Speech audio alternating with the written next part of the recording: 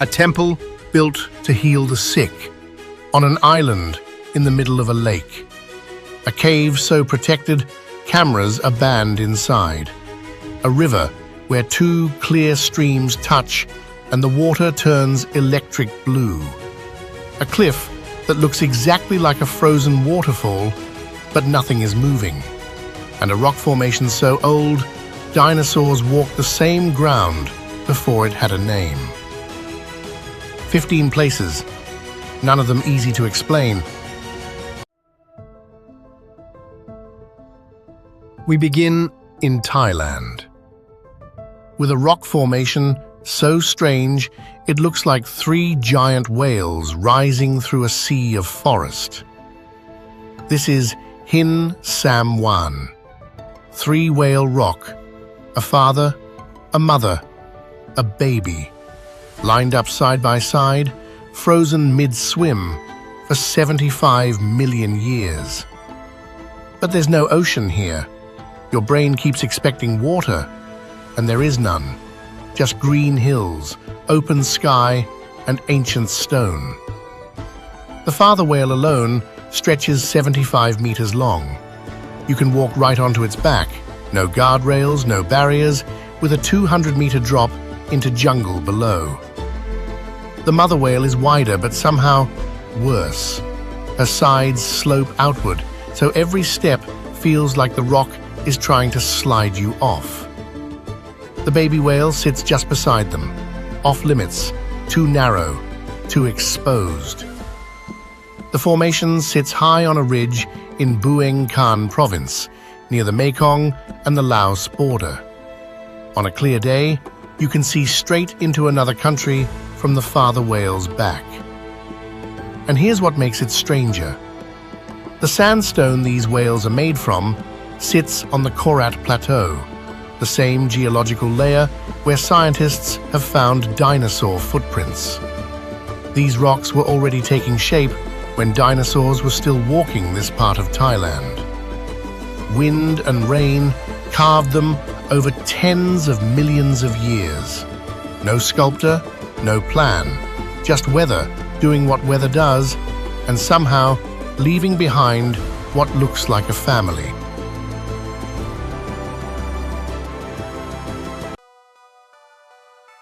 We continue our journey in Cambodia. Everyone who visits this country goes to Angkor Wat. Almost nobody makes it here. A puzzle, built on water. This is Neak, Peãn, a circular island sanctuary at the center of a vast reservoir, 3,500 meters long, 900 meters wide. 4 square pools spread outward, north, south, east, west, each one tied to an element. Water, wind, fire, earth. This was not a place of worship, it was a place of healing. Pilgrims came here to bathe in sacred water, believing it could cure what medicine could not. The temple is dedicated to Avalokitesvara, the Buddhist spirit of compassion. The name Neak Peãn means coiled serpents. 2 massive nagas, serpent beings from Buddhist and Hindu mythology, wrap around the base of the island, their tails knotted together at the back. Not decoration, protection. The whole site is a replica of a sacred Himalayan lake, Anavatapta, whose waters were said to cure any illness on earth. Built in the 12th century by King Jayavarman VII, swallowed by jungle for centuries, only cleared in the 1920s. You reach it by walking a long wooden pathway over still water. And when you get there, you understand. This place was never meant to impress you. It was meant to heal you. But it does both.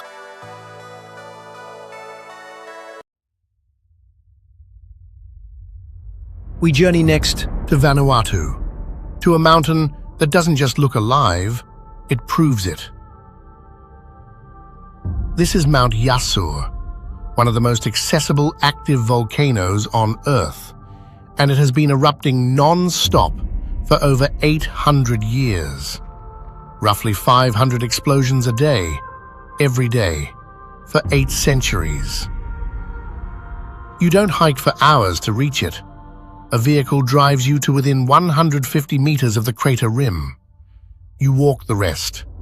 No barriers, no rails, just open ground and the smell of sulfur getting stronger with every step. And then it goes off. Glowing rock and ash launching straight out of the crater while the ground shakes under your feet. The volcano is only 361 meters tall, shorter than most skyscrapers. But standing on that rim, height stops mattering. Its glow used to be visible far out at sea. Sailors called it the Lighthouse of the Pacific. In 1774, that glow is what guided Captain James Cook to the island, the first European to ever reach Tanna. Locals have lived beside Yasur for generations. For the people of Tanna, this volcano is not something to run from. It's woven into daily life, into culture, into identity. Most places on Earth, an erupting volcano means evacuation. Here, it means home. We head next to South Africa, where 2 rivers didn't just flow through the landscape, they sculpted it.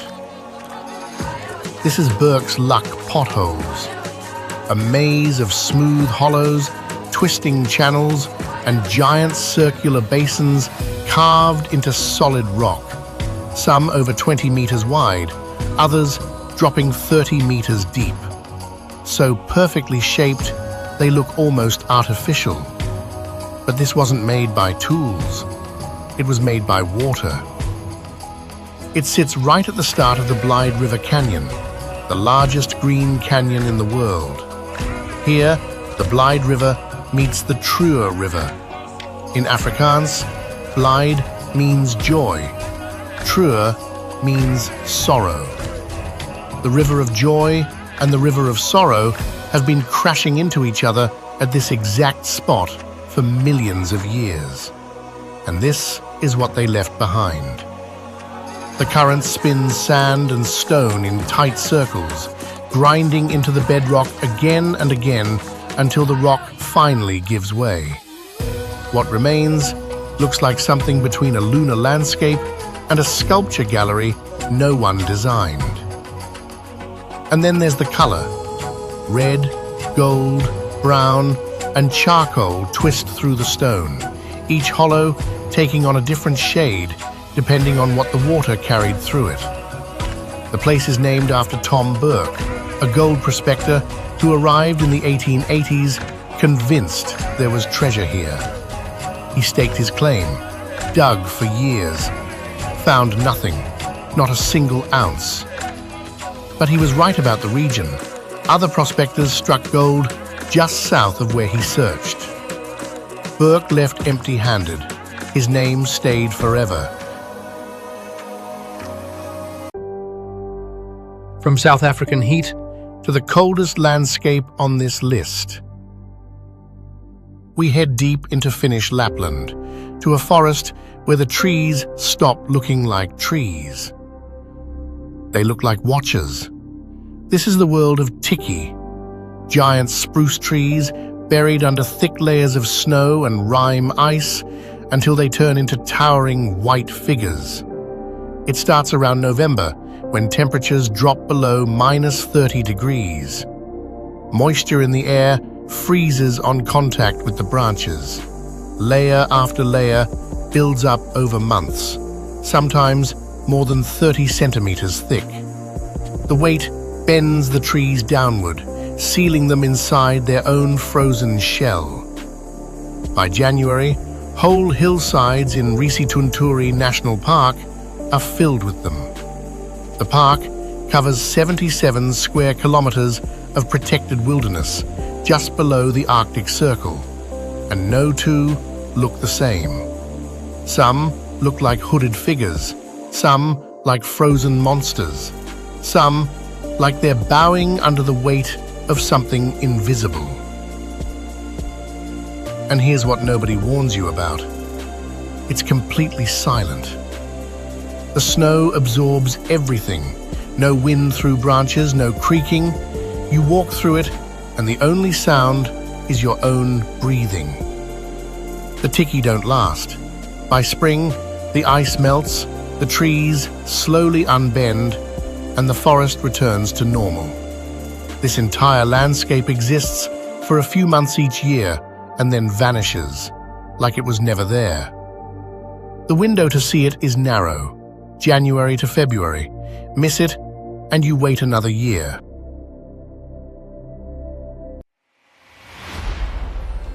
From frozen white to vivid pink. Next, we head to Senegal, to a lake that turns the color of strawberry milk. This is Lake Retba, better known as Lac Rose. It sits about 35 kilometers from Dakar, separated from the Atlantic by a thin strip of sand dunes. The color comes from a microscopic algae called Dunaliella salina. It thrives in extreme salt and produces a red pigment to handle intense sunlight. The saltier the water gets, the deeper the pink. And this lake gets seriously salty, around 40% in some areas, even saltier than the Dead Sea. You don't really swim here, you float. But Lake Retba wasn't always like this. Until the 1980s, it was a normal freshwater lake. Then, severe droughts hit Senegal. The freshwater dropped, seawater pushed in through the dunes, salinity shot up, and the algae took over. Within years, the lake had turned pink. And that's only half the story. Around 3,000 workers harvest salt here by hand, standing waist-deep in pink water for hours, coating their skin in sheer butter to protect against the burn. The white shoreline isn't sand, it's salt. Senegal is the largest salt producer in Africa. A huge portion of that comes from this single lake.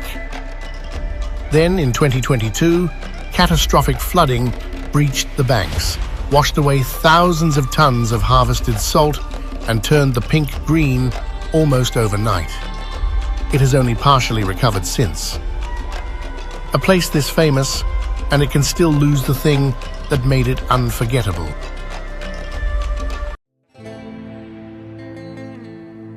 From a pink lake To a wall of falling water, in a country most people picture as desert. This is Ouzoud Falls, the tallest waterfall in North Africa. 110 meters of water dropping through 3 tiers of red cliff in Morocco's Atlas Mountains, about 150 kilometers northeast of Marrakesh. The word Ouzoud comes from Berber. It means the act of grinding grain. Before this became a tourist destination, these falls powered grain mills for local communities. Some of those mills still work today, tucked along the trails that climb to the top. The falls are fed by around 25 natural springs, which keep them flowing year-round.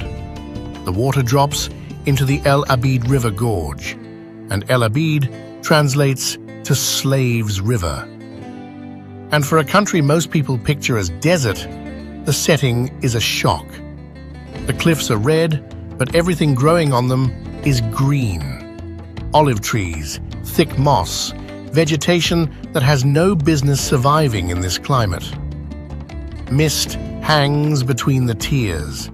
It doesn't just fall once, it keeps unfolding, cascade after cascade, with pools forming between each drop. The spray catches sunlight almost constantly.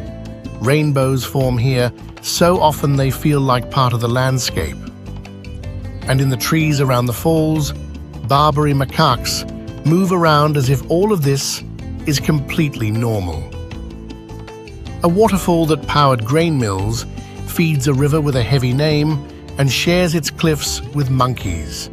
In the middle of a country, much of the world still imagines as only sand.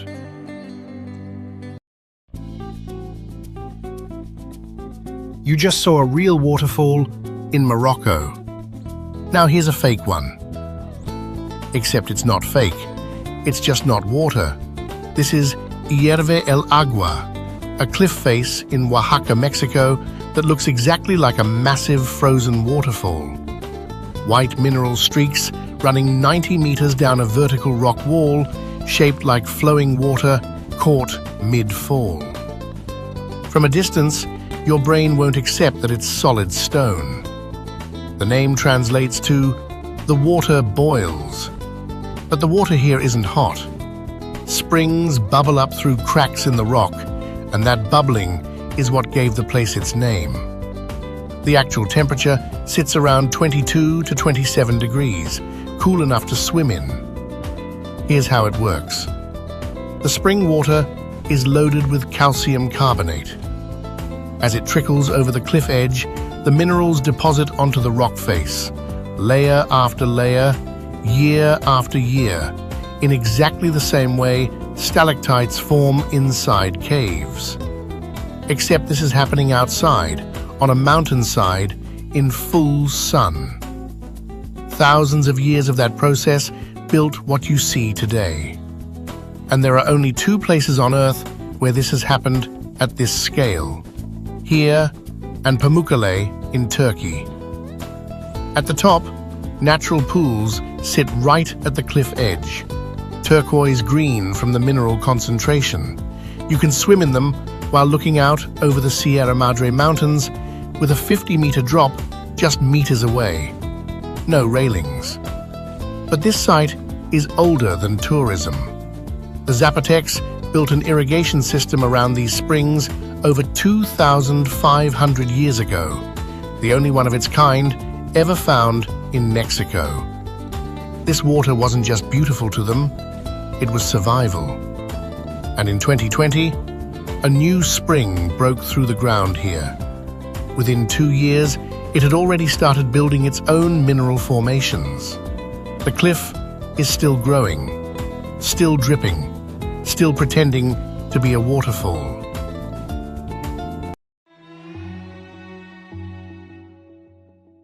Most of the places on this list You can photograph. This one, you can't. Cameras are banned inside Jeita Grotto.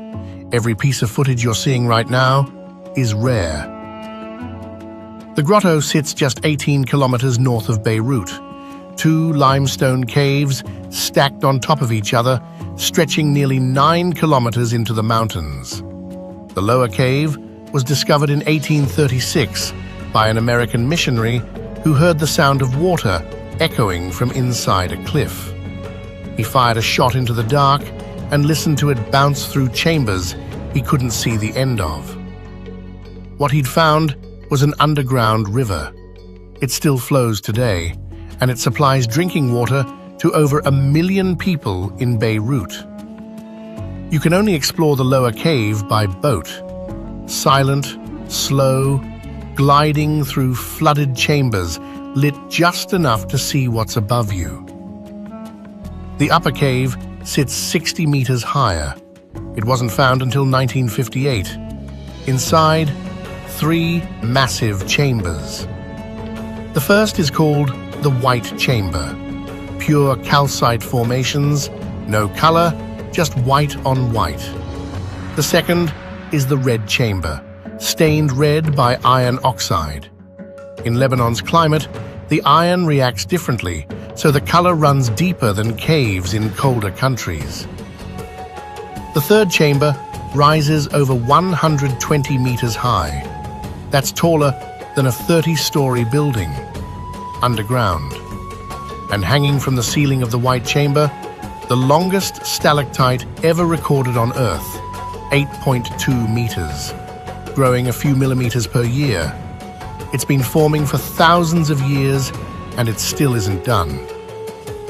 During Lebanon's civil war, the caves were sealed and used to store ammunition. After the war ended, the grotto reopened in 1995. It was later nominated as one of the new 7 Wonders of Nature, the only cave in the world to make the final shortlist. Jeita means roaring water in Aramaic. Stand inside and you understand why. The sound never stops.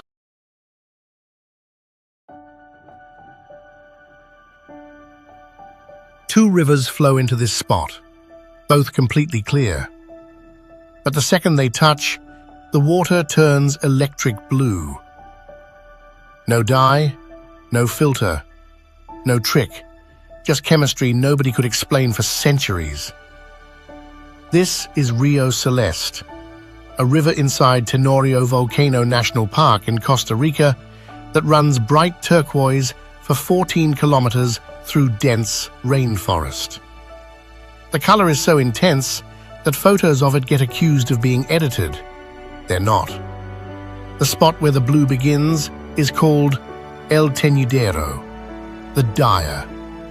Two transparent streams, Rio Buenavista and Quebrada Agria, merge here. One carries tiny silica particles, the other is acidic and mineral-heavy. When they combine, the particles expand to just the right size to scatter sunlight and reflect blue back at your eyes. Scientists at the University of Costa Rica tested the water in a lab. In the test tube, it was completely transparent. The blue only exists in the river, where sunlight and the mineral suspension work together. Take the water out, and the color vanishes. It's an optical illusion happening on a 14-kilometer scale. The Maleku people, the indigenous community who've lived near this river for generations, have a different explanation. When God finished painting the sky, he dipped his brushes in the water. That's why the river matches the heavens. The waterfall is the centerpiece. Rio Celeste drops 30 meters into a basin of churning turquoise, surrounded by walls of green. You reach it by hiking down 253 steps through primary rainforest. Swimming is banned, not for safety, but to protect the color itself. And the strangest part, the river isn't actually blue. Scientists proved the water is transparent. The color only exists because of how sunlight scatters off minerals suspended in the current. Pull a sample out, put it in a glass, and it's clear. The blue is real, but only while it's in the river. Most countries put landmarks on their flag. St. Lucia put these. Two volcanic spires rising straight out of the Caribbean Sea, side by side. Nearly 800 meters tall, covered in rainforest from base to peak. They're called the Pitons, and they're the reason most people can point to St. Lucia on a map. Gros Pitons stands at 770 meters, Petit Piton at 743. They're connected by the Piton-Mitan Ridge. But from the water, they look like two separate towers, punched up from the sea by something underneath. And that's basically what happened. These are volcanic plugs, hardened lava that cooled inside the vents of an ancient stratovolcano and then survived while everything around it collapsed and eroded away. The soft rock is gone. What's left is the skeleton. The volcano they came from collapsed somewhere between 32,000 and 39,000 years ago. But the Pitons themselves are far older, formed 200,000 to 300,000 years ago. They've been standing here longer than modern humans have existed. On a clear day from the top of Petit Piton, you can see 4 neighboring Caribbean islands. The first recorded climb was in 1878. The slopes are covered in dense tropical forest. 5 bird species found here exist nowhere else on Earth. The local beer is named after them. The national identity is built around them. And every postcard, every souvenir, every photograph of St. Lucia eventually comes back to the same 2 peaks. Look at this. A lake sitting hundreds of meters above the ocean. Except it's not. It's 32 meters up. Your eyes are lying to you. This is Survagsvatnen, the largest lake in the Faroe Islands, and one of the most photographed optical illusions on Earth. From a specific angle near the southern tip, the lake looks like it's hovering over the Atlantic, ready to spill off the edge of the world. The cliff on the ocean side is steep and tall. The land slopes gently down toward the lake from the other side. Put those 2 things together from the right viewpoint, and your brain fills in the gap wrong. The lake covers 3.4 square kilometers on the island of Vaga, a tiny island between Iceland and Norway, with 1 airport, a handful of villages, and more sheep than people. At the edge, the lake does actually spill. A stream runs off the cliff and becomes Burs de la Fossa, a waterfall that drops straight into the Atlantic. A lake feeding a waterfall, feeding the ocean. That chain has been running non-stop for thousands of years. The viewpoint that creates the illusion is on a cliff called Trellanipa. The name translates to Slave's Rock. According to local history, it was once used to push slaves and criminals off the edge. The view is stunning. The name is not. During World War II, the British occupied the Faroe Islands and built an airfield next to this lake. The first plane to land on its water was a Catalina flying boat from RAF Coastal Command in 1941. The lake went from unknown to strategic overnight. And the locals still can't agree on what to call it. The villages on the west say Survagsvatnen. The villages on the east say Leitisvatnen. Both claim the name. Neither side is backing down. The locals themselves just call it Vatnith, the lake, and avoid the argument entirely.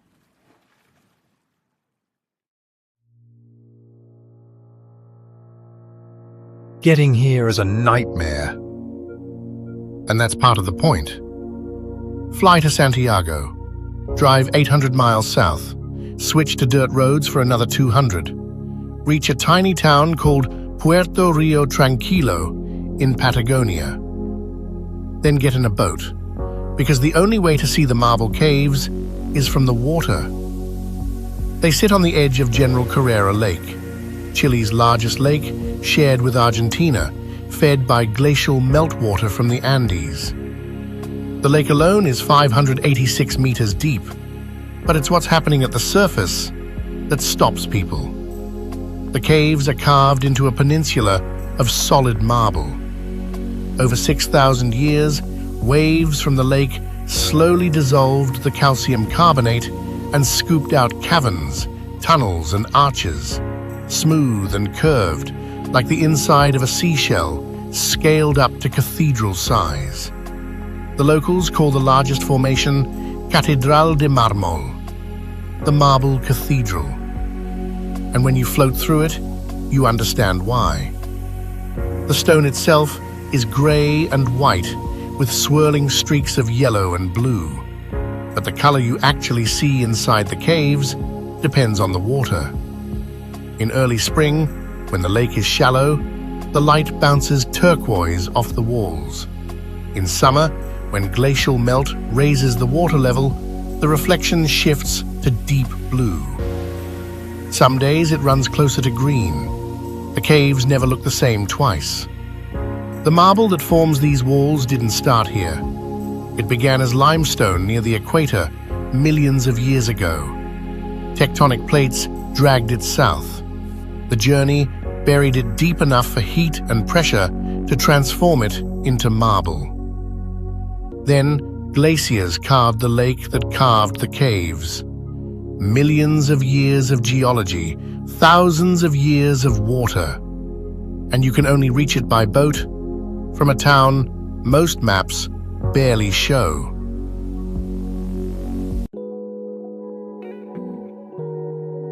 We're almost at the end. But don't leave yet. Because this next place looks like nothing else on this list. This is White Sands. 275 square miles of gypsum dunes in southern New Mexico. The largest gypsum dune field on Earth. And the sand isn't just white, it's cool to the touch even in the middle of summer. Gypsum doesn't absorb heat the way normal sand does. You can walk barefoot on it at noon in the desert and feel nothing burn. The dunes started forming around 8,000 years ago. Before that, this was a massive lake. As the climate warmed and the water evaporated, it left behind layers of crystallized gypsum. Wind did the rest, grinding the crystals into fine grains and piling them into dunes that shift up to 9 meters a year. The landscape is literally moving. Gypsum sand is rare anywhere. It dissolves in water, so rain usually washes it away before it can form dunes. But the Tularosa Basin has no outlet. No river carries the water out. It's a giant bathtub with no drain. So the gypsum stays, builds, and keeps building. And the life here has done something remarkable. In just a few thousand years, a blink in evolutionary terms, lizards, mice, and insects in this dune field have turned white. Their species elsewhere are brown or grey. Here, they've adapted to match the sand. Evolution in real time, still happening.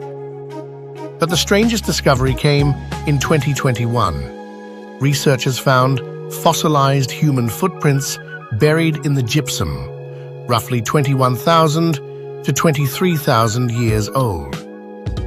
That pushed back the known timeline of humans in the Americas by thousands of years. The oldest confirmed human footprints in North America were hiding under white sand in the New Mexico desert. The park is completely surrounded by White Sands Missile Range and Holloman Air Force Base. The road into the dunes occasionally shuts down when the military tests weapons nearby. One side, a national park where people sled down white dunes in the sun. The other side, a military testing ground where the first atomic bomb was detonated. Same desert, two completely different versions of what humans do with land. We end in Peru, with something that was never meant to be seen by the people who made it. The Nazca lines are drawings on the ground, massive ones.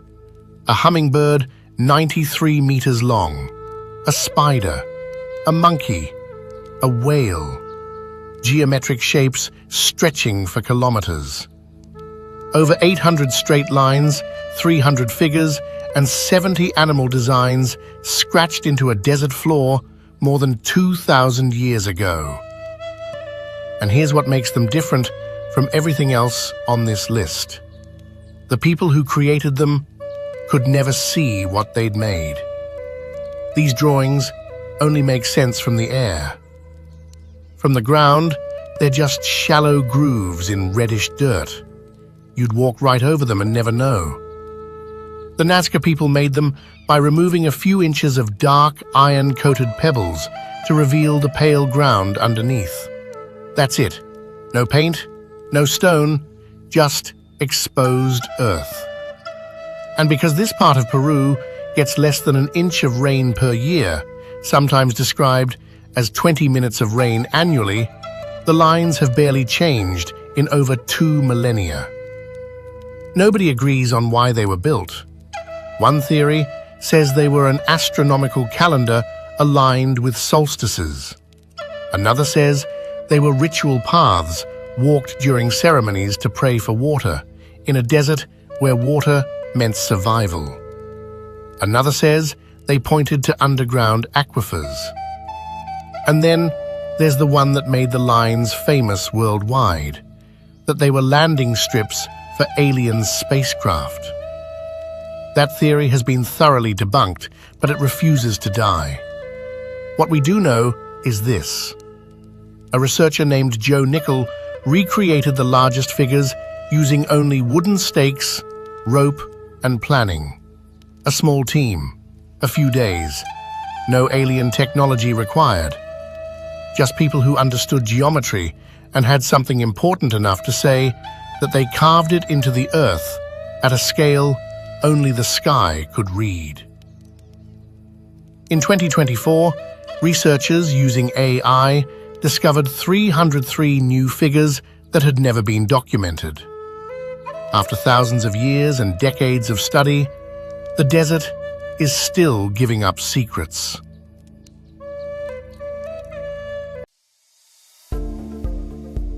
"15 places. 15 corners of the planet that most people will never visit in person. But now, you know they exist. If one of these stayed with you more than the others, that's the one worth remembering.